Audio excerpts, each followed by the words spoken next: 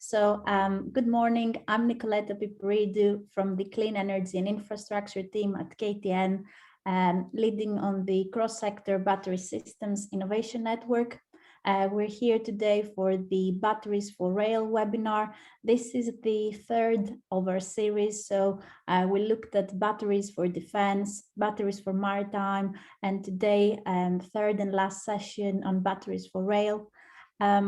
I'm delighted to have a lovely panel with me today. Just a few practical aspects. So as you'll see, you're all muted throughout the webinar.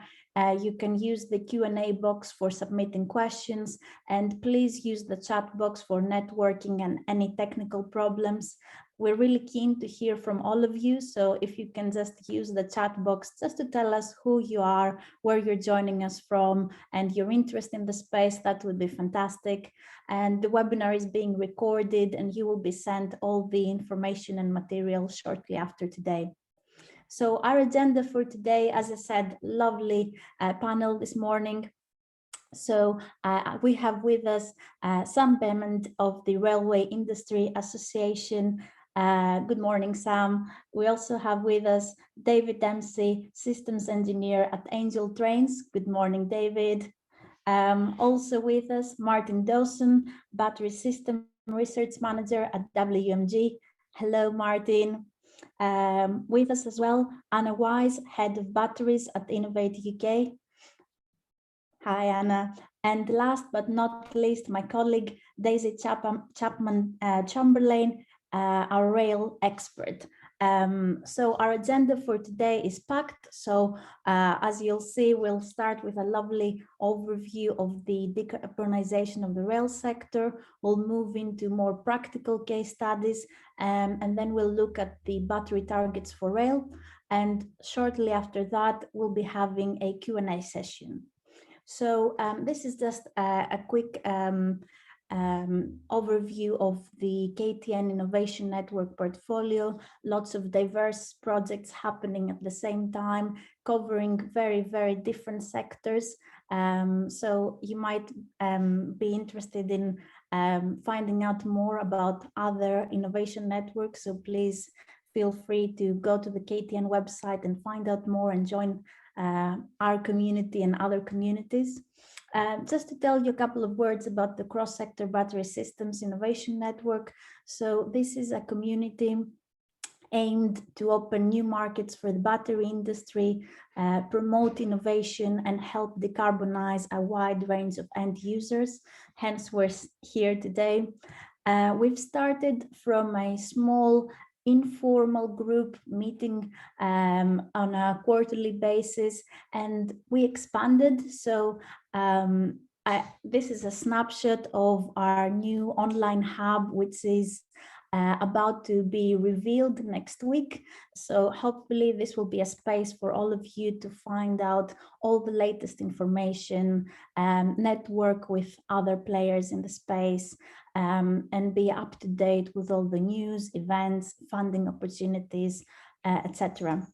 So as part of the hub, we will be launching a landscape map. The landscape map will give you an opportunity to look at other organizations that are part of the UK battery landscape, look at their sector interests and where they sit in the supply chain. So this is just a quick preview of how the landscape map looks like, but all will be revealed next week. So you'll be receiving an email and you'll be able to sign up and see everything by yourself. So that's all from me. I will stop sharing my screen, and I would like now to introduce Sam, who will give us a nice overview of the rail industry. Over to you, Sam.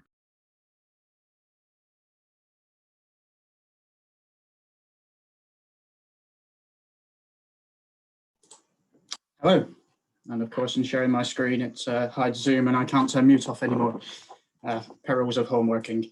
So hello to everybody on the call. My name's Sam Bemment. I'm a Technical and Innovation Manager, and I work for the Railway Industry Association, not in any way a battery expert, and Nikoleta kindly invited me to join the call today and to give an overview of the opportunity for batteries in decarbonisation of rail.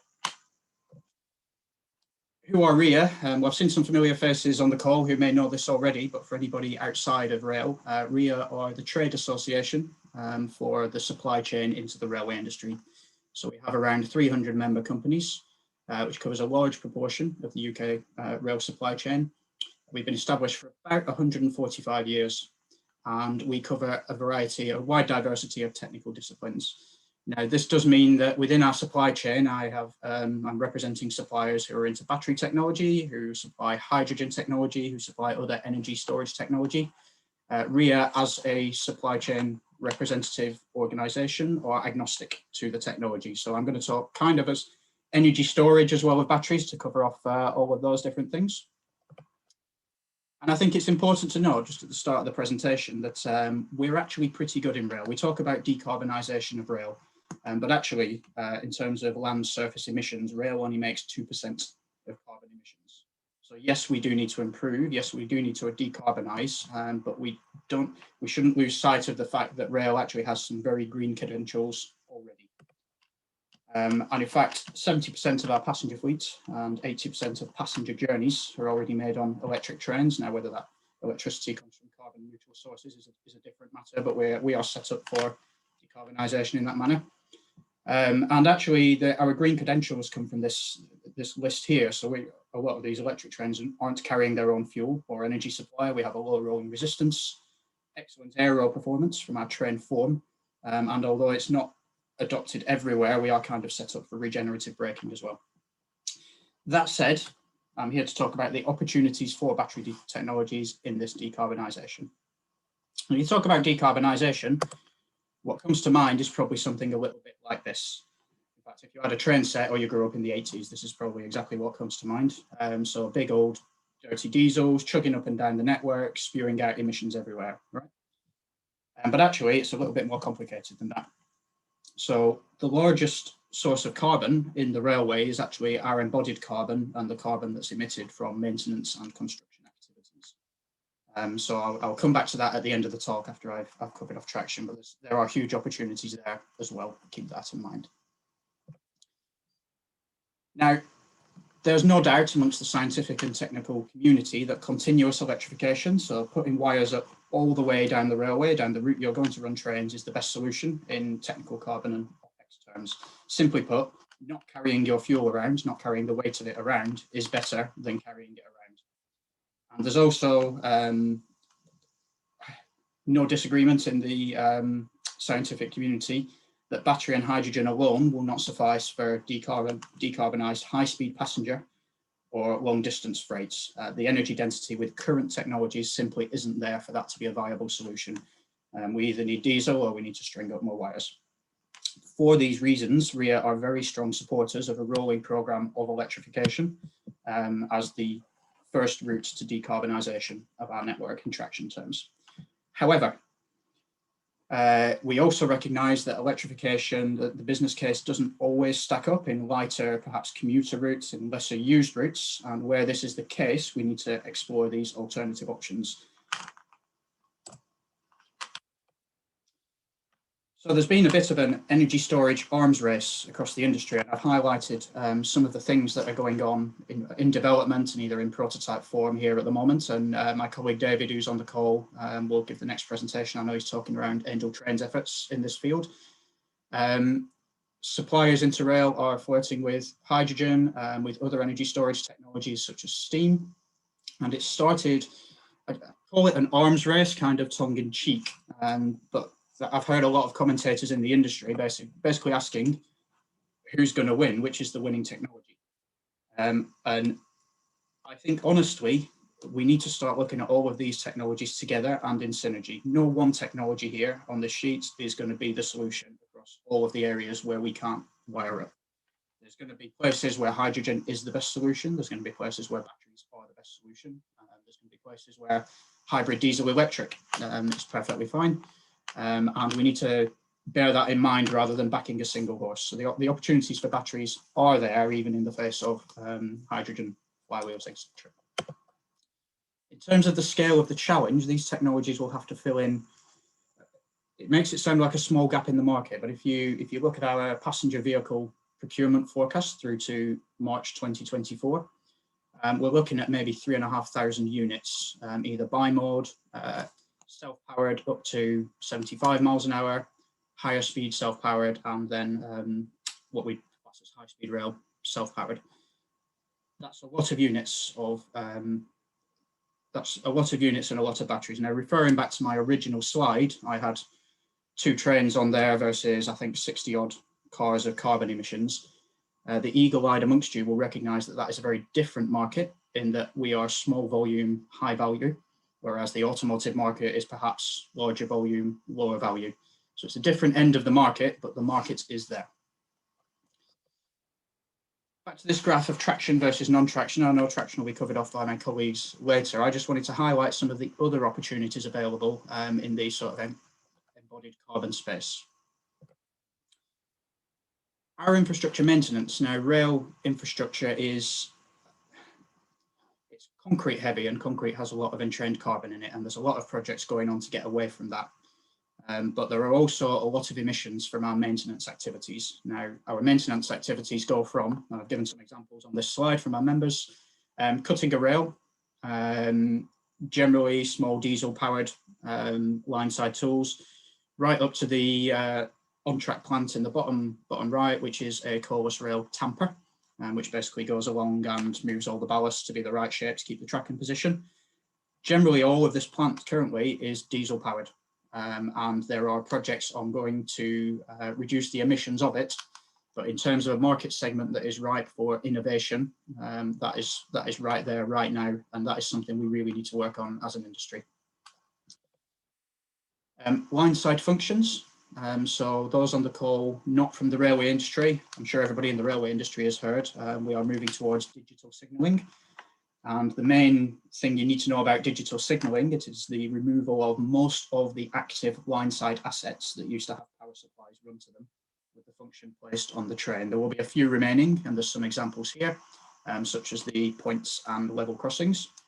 But with the removal of the majority of the line-side assets that used to sap the power, all of a sudden the case for having local energy harvesting and energy storage to power those assets becomes more viable.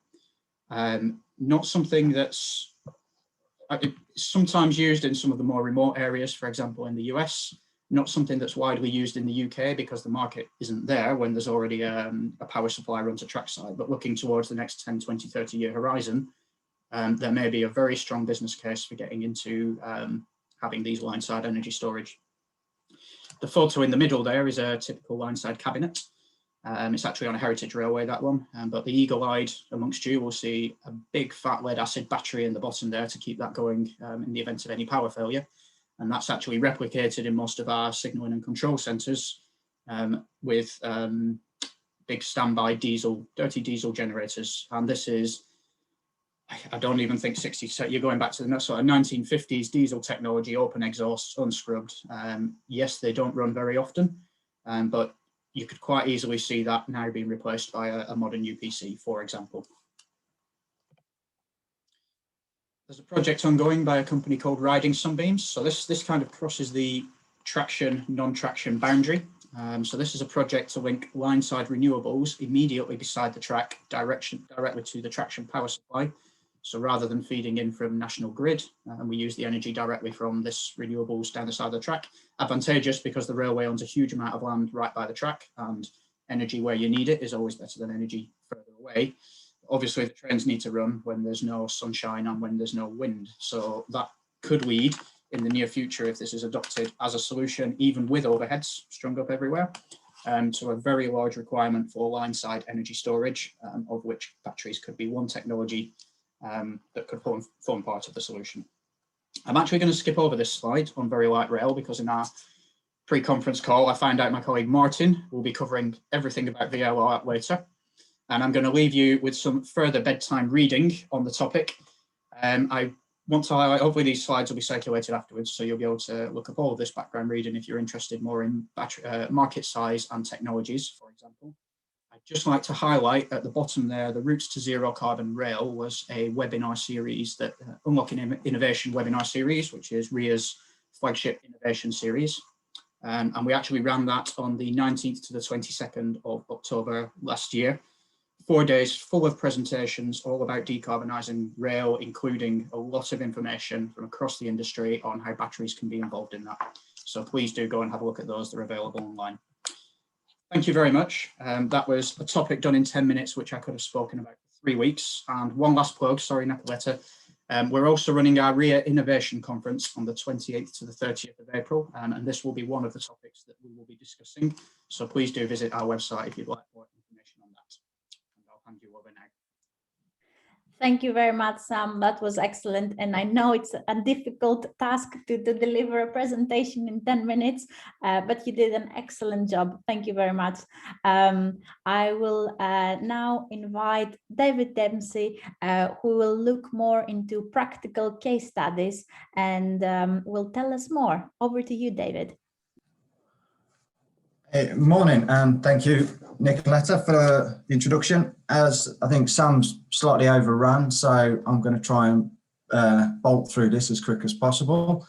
But like Sam, I think this is quite an emotive subject, and this I've tried to keep it to batteries, but yes, we can talk about decarbonisation as a whole and all the technologies going in, and condensing that to 10 minutes is nigh on impossible. So anyway, I think for me, I'll go straight for the jugular. Let's talk about battery cost. Let's talk about the hard stuff first. Estimates currently at $150 to $250 per kilowatt hour, but that is purely commercial, i.e. automotive quotes. What we're talking about for rail, we're certainly seeing costs, battery costs of £2,000 per kilowatt hour. So 10 times the cost that you're likely to see within the automotive sector. We're also seeing a weight of the battery at 15 kilograms per kilowatt hour. Now, why is that important? As Sam alluded to, carrying around your power source is not really efficient and doesn't really go forwards with decarbonisation. But that 15 kilograms does include all packaging as well. So just to give you an idea, I've put a sort of 50-mile journey requirement across. And with that, you get a 600 kilowatt hour battery. It costs approximately 1.2 million, and it adds 9 tons of weight to a rail vehicle. So quite considerable amount of cost and considerable amount of weight to add as well, all for only a 50-mile-hour journey. Just to put that in context, if I've got a diesel unit, it might be carrying 1,500 litres of fuel round, and it will do 500 miles quite comfortably without any issue. So big challenges. So if this is such a problem, why do we use batteries in the first place? Rail amounts to less than a percent of UK GHG emissions. Costs for electrification were reported at £2 million per mile on the Great Western Railway. In 2012, approximately 60% of lines weren't electrified. That's nearly 18,000 kilometres. And this has led to wholesale cancellation of electrification schemes by the DfT. And finally, our Transport Minister Joe Johnson in 2018, he stated that he would like to see the end of all diesel-only trains off the track by 2040. So we've got big challenges which batteries can come to help with. Rail can decarbonise where other sectors cannot. So what we're talking about here is the aerospace industry, airlines. They can't decarbonise, not as quick as rail. Rail is a good route to decarbonising. Batteries can reduce the reliance on diesel on non-electrified lines. It could offer to power to EMUs on non-electrified lines as well. And it offers a route to decarbonisation during electrification programmes. Now this is very, very summarised. There is a hell of a lot more behind this, and there's a hell of a lot more that could be, talked about why we would use batteries. So to start with, where are Angel trains themselves going and where are others going? And hybridisation is seen as a critical path to decarbonising. Here we have fitting a battery. And what we're doing is a self-charging hybrid using diesel generators to charge a battery. How do we calculate the size of that battery and what's required? Well, we calculate it through route profiling, meaning that one solution is only fit for the application that it's going into.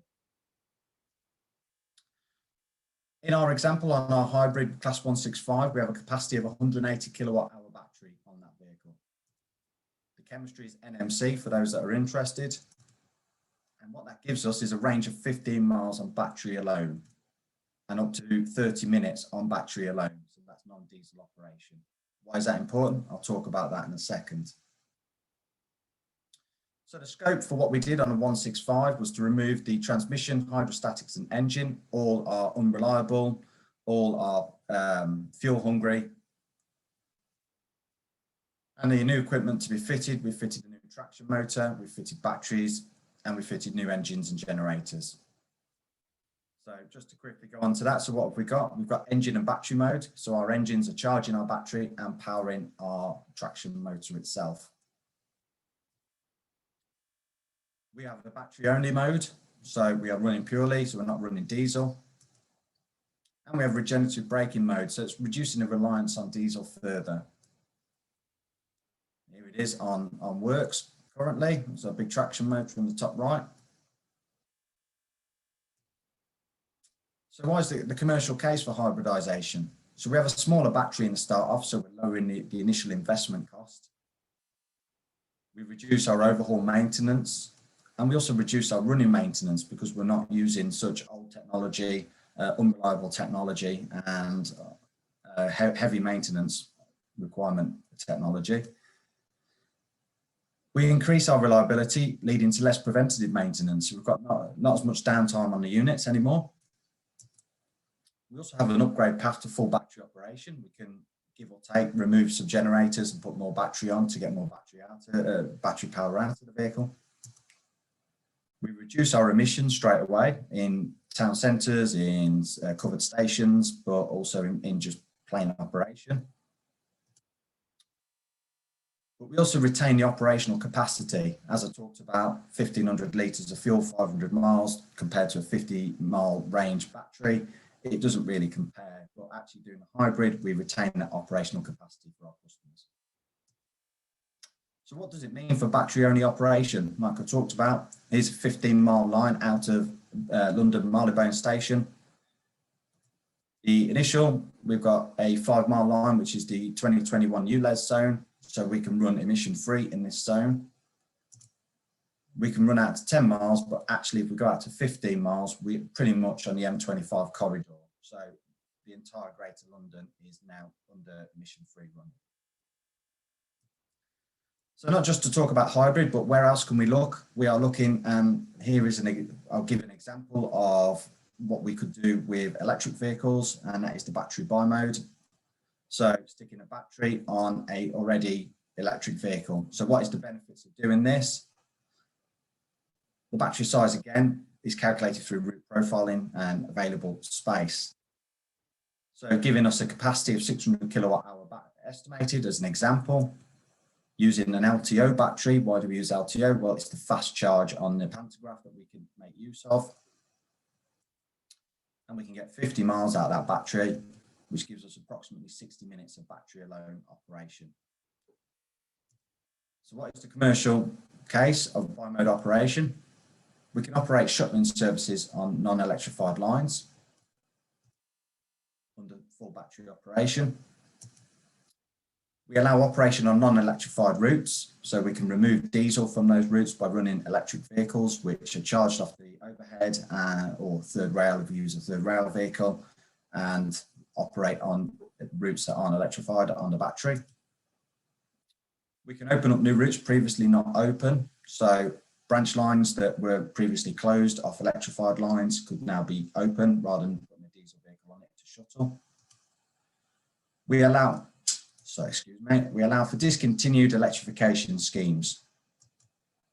Now, where could battery vehicles work? Just to give you an example, here's the Grand Central line and the East Coast Main Line, which is currently electrified. And what we could do is this section here to Hull is not electrified. So we can run our unit from King's Cross all the way up East Coast Main Line and then branch off on the batteries to Hull and back onto the East Coast Main Line. Now, I talked about discontinued electrification. So here's an example, and it is purely an example because I couldn't find anything on Network Rail that was suitable. So here's our electrified section. This section isn't electrified, so will currently be used by diesel-only trains. This section could be electrified because a branch off it is being electrified, so it's electrified as part of that portion, meaning that we have a gap between our electrified and our newly electrified section, which that way we could run on battery through those sections, and that could continue all the way up. So in conclusion, batteries are expensive, add considerable weight to our vehicle. Like I said, we're circa £2,000 per kilowatt hour or 15 kilograms per kilowatt hour. So we add a considerable weight as well. Hybridization we see as a stepping stone towards that lower carbon future. Why? Because we allow for a smaller battery. We don't diminish the operation capability of the vehicles. We have immediate environmental benefit. We don't require infrastructure. We have a modular approach for future upgrade potential. So by mode, what do we see with this? It's a stepping stone to electrification. It can assist in removing diesel operation from some routes and can assist in long-term electrification programs. And with both of these, we don't lose our embodied carbon through early replacement of rail vehicles. And that's me done. Thank you very much. Apologies for having to flick through the presentation. It was playing up somewhat. But over to you, Nikoleta. Thank you. Thank you very much, David. That was excellent. I know a couple of people have said that perhaps at some points sound was lower than other parts, but hopefully it was okay for everyone. Excellent content, and slides will be circulated afterwards. And of course, you can ask any questions through the Q&A box. I see already quite a few questions coming in. We'll be having a Q&A session shortly. So thank you very much, David. I would like now to pass on to Martin Dowson of WMG to give us more of a technical introduction on batteries and targets for 2030. Over to you, Martin. Hello, thank you. Hopefully you can hear me because I've got the builders outside, so you might have sound problems as well here. What I was going to give you is a brief update. Hopefully some of you are aware. If not, I'll tell you where to get hold of it. But we've been working on a cross-sector battery report between myself and Anna in Faraday and Innovate. So the original idea was the original set of battery targets actually came from the automotive sector. And there's a realization that we actually need to look cross-sector and try and understand from research purposes where we need to set future targets to support the research agenda, but also to help sectors understand where they've got synergies to work with adjacent industries to probably leverage some of the commercial problems that David's just articulated. So what I'll very briefly do is run through some of the WMG work, as well as me supporting the Faraday Challenge on the battery targets. I have a day job delivering battery system research projects. We have a number of light rail projects ongoing. So there's the Coventry Very Light Rail and the Revolution project. I put it in partly because we got some nice pictorials. We do have some more detailed presentations at some point we can release. But fundamentally, as David was articulating here, actually, we've got a lithium titanate chemistry in this concept demonstrator. This is actually really to prove the concept works. I think the next phase would be how you turn that into a commercial proposition. And as David said, that the costs of titanate are quite high. The commercial challenges in rail with low volumes but very long life. You've got a different duty cycle and a different balance to volume automotive. So what we really need to look at is what are the real critical targets for rail, and try and understand if they can be met by any emerging technologies or whether it's a synergy with any other emerging sectors to try and help you through the journey. So this is from the initial published report, and it's actually showing the diversification of requirements just on a simple ray-gun plot of energy density versus power density. And what we've tried to do is cluster it into things with common strategic drivers. So areas, particularly the most volume, highest volume sector is actually where energy focus, cost sensitive, which is volume automotive and probably energy storage. The more technically challenging is very high energy density, but still sensitive to power levels, which are required for all electric aerospace. And then we have the more power focused areas. So the hybridization, and in here, I'd just put a little blob with rail, but what we're finding is that rail will dot all over the place. And also why it's not at the sort of frontier of the energy density or power density curve is actually because of the duty cycle and life requirements coming from rail. But what we're looking for from support from today is for people to actually try and help us articulate the real strategic requirements for rail, because there is this uncertainty of what technology is going to win out with a mixture of hydrogen. You want a battery that supports a hydrogen rail proposition or a hybrid one, or you mix in flywheels. So I think it's a very uncertain picture of what's going to win out. So I think we need to articulate a bit better on this targets of what different requirements we think we might need in the future for rail. This is more closely in version of the more energy dense options. Again, you can find this on the KTN website, which I'll just show you the link, but it's trying to show the difference in priorities in the research agenda. For rail at the moment, I've just articulated it as hybrid rail, and that's with critical on safety, but also life is a very big issue because of the duty cycle. Cost I've put as a medium, and as David articulated, you're still cost sensitive. So there does need to be a level of research how to get cost out of rail applications. So what really we're looking for is, if you haven't seen the report, have a look on the KTN website, and then feedback to us if you think you've got any improvements and enhancements you can make, or ways you can help us articulate what the strategic drivers are. We're not just articulating it in terms of energy and power density, we are looking at cost targets, life, and so it's trying to understand the balance that rail needs going forwards, and not just purely looking at energy or power density. So that's a very quick whiz through from me, probably gets us back on time. Nikoleta? Yes, actually, that was perfect, Martin. Under time. That's a first, I would have to say. There you are, getting an award for that. Thank you very much, thank you all for putting lots of questions in the Q&A box. Please do keep your questions coming. We will be shortly having a Q&A session. So just before we go to your questions for our panel, we had just 3 or 4 questions for you, just to make it a little bit more interactive and get your views as to the webinar series, and if you'd like to get in touch with us to contribute to the report that Martin just presented on. So here is the code.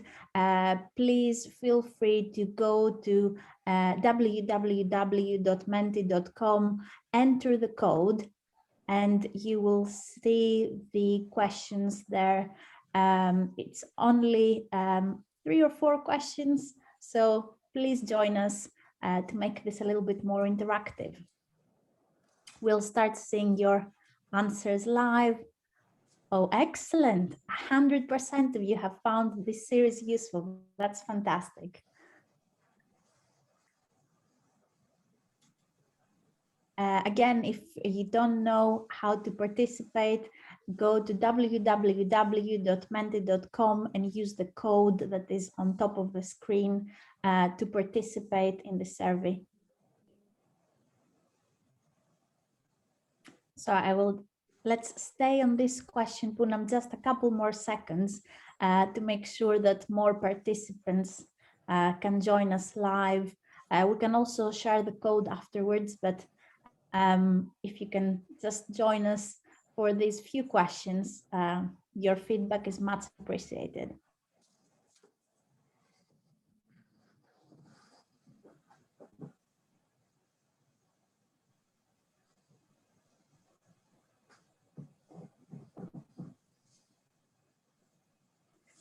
Poonam, shall we move on to the next question? I see more people starting to join this survey, but they'll have a chance to answer afterwards as well.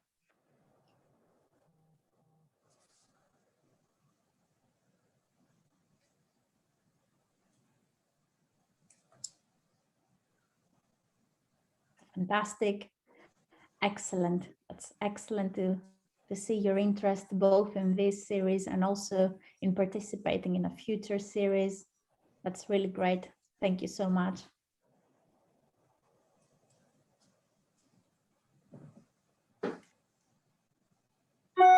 Over to the next question. This is an open text question. So we've looked at batteries for defense, batteries for maritime, and batteries for rail. What other topics would you like us to cover? Are there any specific sectors or technologies or any trends or anything in particular you'd like us to cover through the cross-sector battery systems innovation network? Oh, rural electrification, I see. It's an interesting one. Thank you. Space medicine, thank you very much. Life cycle analysis, that's fantastic. Yes, thank you. Storage, so I believe that's more on the stationary side. Thank you. Chemistry.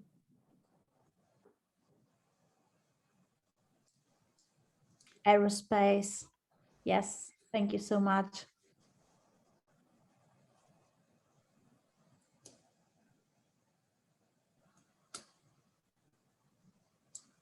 Solid state, fantastic. Microgrids, loads and loads of interesting suggestions. Thank you so much for that. And Poonam, if we can move into the final question. So you've just heard from Martin on the 2030 battery targets report. Would you be happy to be contacted by us to input further to the study?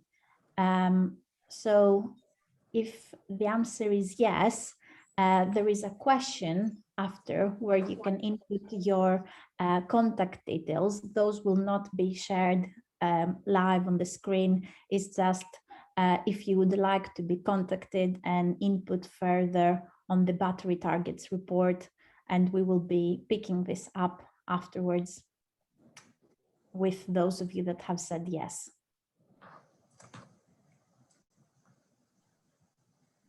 Perfect. Thank you so much all. Yeah, results on this question are hidden. So Poonam, I believe we can include this poll in the follow-up email as well, so we can capture more answers. Thank you. Daisy, I would like now to open the floor to you. Daisy is my colleague from our transport team looking after rail at KTN, and Daisy will be chairing the Q&A session. Over to you, Daisy. Wonderful. Thank you so much. And what a fantastic series of presentations as well. Really, really interesting stuff. So thank you from me to all of our speakers as well. And we've had some really fantastic questions coming in. One of the early ones, and I think a very good one to start with to open the floor, I think, to our presenters, is what are the most important aspects for rail energy storage from your perspectives? Examples include safety, reliability, long shelf life, cost, low maintenance. So is there anyone who wants to jump in on that? I suppose I'll jump in from a user. Most of them are pretty critical. Safety is clearly extremely critical, especially with the risk of thermal runaway, carrying a number of passengers on board a train, into tunnels, onto bridges. It's incredibly important. Reliability you know, because that forms part of the commercial cost case. If we're having to change out stop units all the time, then it's not really a case of, you know, worthy of going forwards with the technology. The initial cost is extremely important, but as I've shown, you know, it is still high cost, and it's what's putting people off jumping in to actually going for a battery train. Low maintenance is also important. Again, that it forms part of reliability and maintenance, so incredibly important again. So most of them are pretty critical, but I'm not sure about where you are with long shelf life, but certainly the life of the battery. We see, you know, we work on an NMC battery being worth 8 years before it needs to be changed out, and an LTO at 15 years. And the life of the vehicle is critical within that. So if we're going to change the battery out at some point, is it worth looking at LTO to go the full life of the vehicle, or even do a half-life, and a half-life change, which could reduce the cost. So we're looking at the whole life aspect of a battery. Just to give you some indication of why a typical vehicle, when we buy it, we look at a 35-year life. So obviously some of those units that we're looking at, like the hybrid that we talked about, that's got sort of 10 to 15 years worth of life left. So the battery life itself is important, and the vehicle life as well, where we are at that point. Thanks. Does anyone else want to come in on that one? I don't think I can give a better technical answer than David's just given, but I just want to add that we as an industry are under quite a lot of cost pressure at the moment, especially with the sort of post-coronavirus world we now enter, where passenger numbers might be down slightly on what we've seen before, at least for the next few years. So whilst all of that is true, we are looking for cost-saving options. Thanks. Martin, did you try to come in there? Briefly, I think the complexity is we're still unsure how some of it will pan out. So on, for example, on the safety side, will we then have problems? You know, Titan 8's relatively robust and less energetic in its response than NMC, and when you get into safety and tunnels. So I guess there may be a question around standardization and any requirements that mitigate or put some constraints on the safety aspects and may direct the electrochemistry choice. So it's probably actually a question back to everyone whether the standards and safety side is keeping up a pace with the technology, and whether anything's likely, what are the working groups covering that?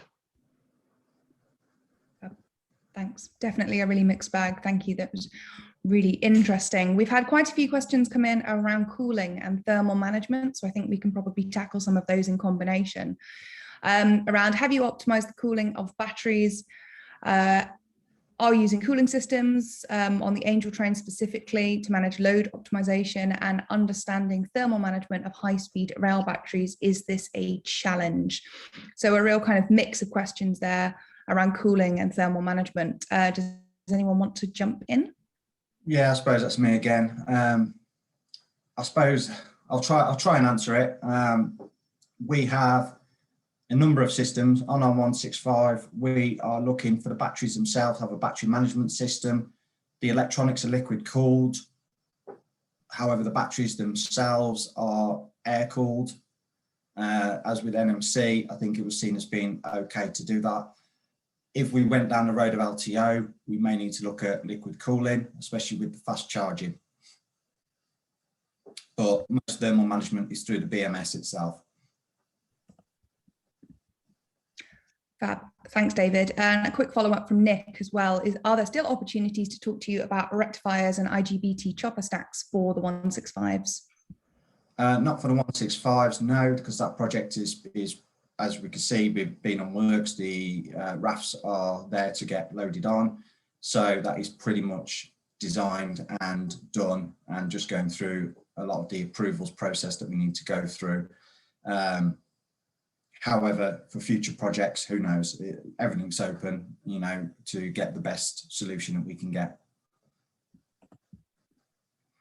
Absolutely. Perfect. Thank you.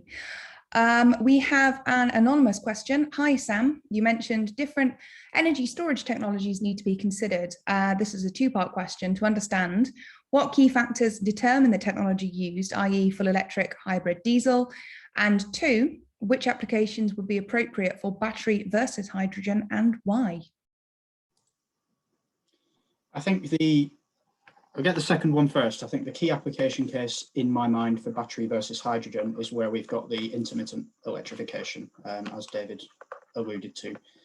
So as I said in my presentation, putting the wires up is for physical reasons the best way to decarbonise, but it's expensive.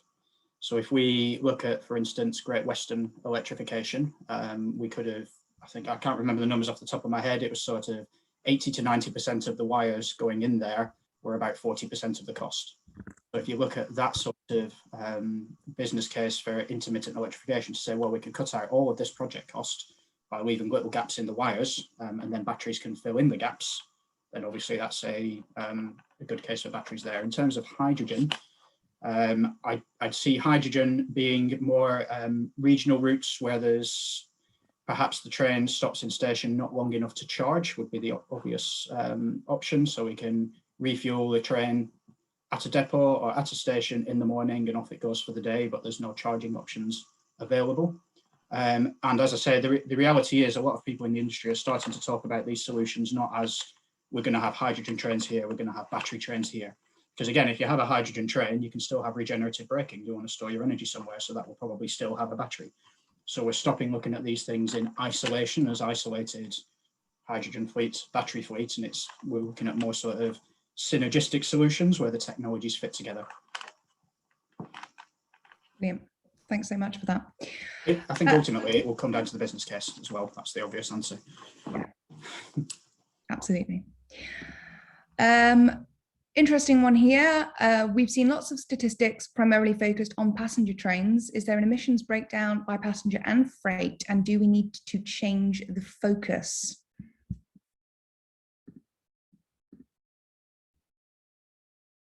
Someone has to jump in. Repeat that one, please, Daisy.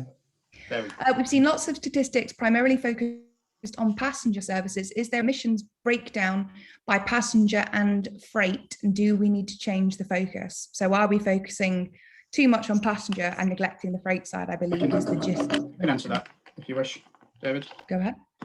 Yes, so in RSSB, have a whole decarb research portfolio, and a lot of analysis has been done on emissions of passenger versus freight. And actually RSSB's final report for T1197, which is available on their website. If it's behind a registration wall, but anybody can go and access that report. And that has a breakdown of carbon emissions per traction type. So I think it's only about 10% of locos that we have at the moment are electric freight locos. The rest are running diesel. So freight is a significant contributor to our carbon emissions, but that shouldn't detract from the fact that even our dirty diesel freight locos are doing so much better emissions wise than lorries on the roads hauling containers around.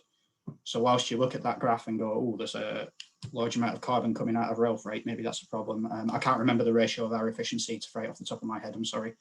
But it is so much more efficient to move freight by rail than it is by road, that you need to bear that in mind when you read those figures. But the key takeaway from that is T1197, all of the figures and the analysis are there for you to see. Brilliant. Thanks, Sam. Really helpful. We'll give you a bit of a break. We've got a specific question for David.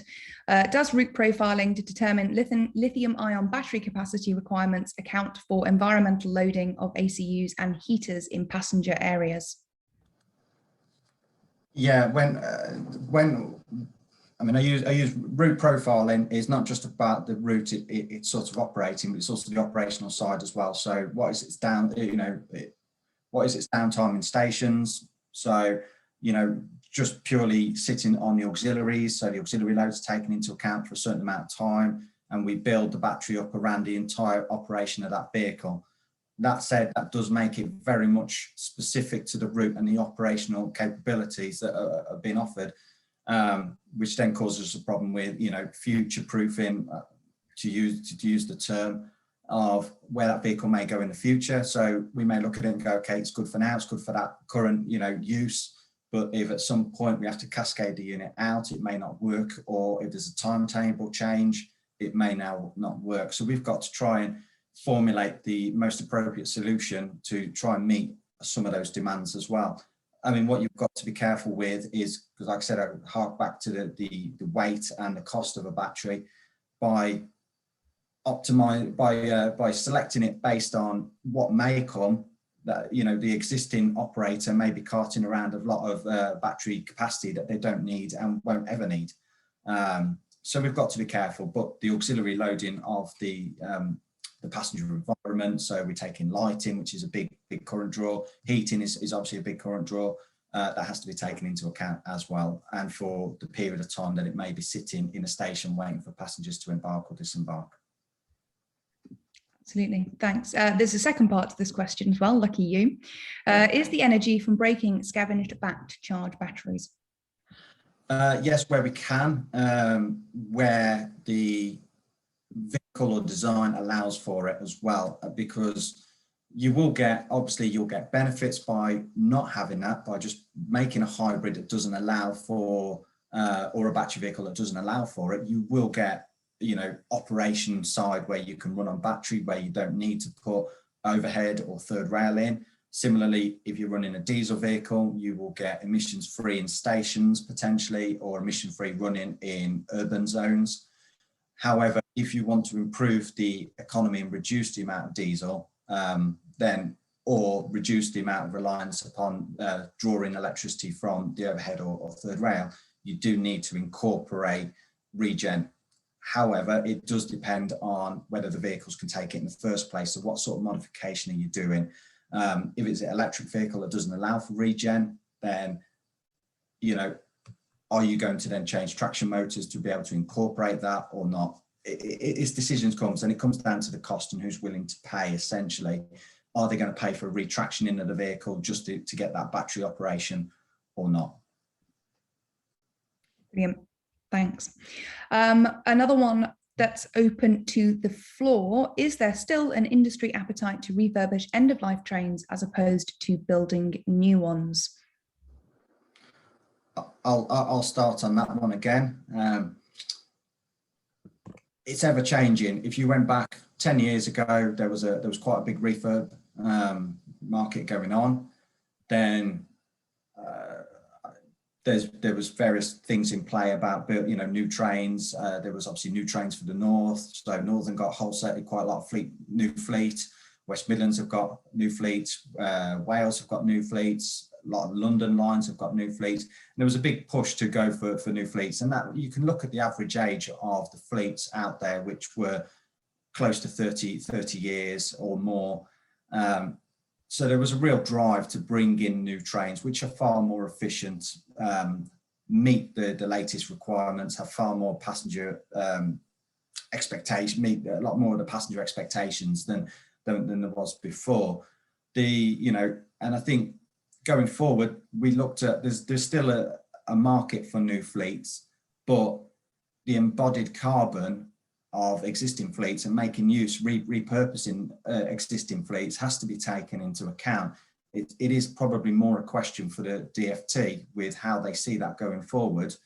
But there has to be an idea of, to make it more affordable and to meet their carbon needs. There's no point building brand new trains, shipping them over to this country and claiming they're greener than previously there, when you're just scrapping, steel that's already good to go from the 10, 15, maybe 20 years. Absolutely. That was really comprehensive, but does anyone else want to come in on that particular topic? No, I thought that was quite comprehensive myself. We have a question here around regulatory requirements. So are there any additional regulatory requirements for battery systems for rail applications on top of or in place of conventional automotive safety regulations? There is a couple of standards out there. Off the top of my head, I couldn't supply with the numbers. I mean, to go back to what Martin said earlier with, are they keeping pace with technology? When we were doing the initial design of our hybrid Class 165, certainly the battery storage standard was in draft. and it was only issued once our design was complete. So are they keeping the pace with the technology? I would probably suspect not, but there are a couple of standards out there for hybridizing vehicles, whether it's a series or parallel, and the use of batteries on rail vehicles. And that links back obviously to what Martin said previously around the lag behind the actual standards and the tech. So let's see what else. Are companies taking into account cost of materials for batteries and network upgrade with respect to the rate of the network upgrade? So taking into account how investment markets for material demand is increasing rapidly, it doesn't seem to be slowing down. How are they strategizing for this?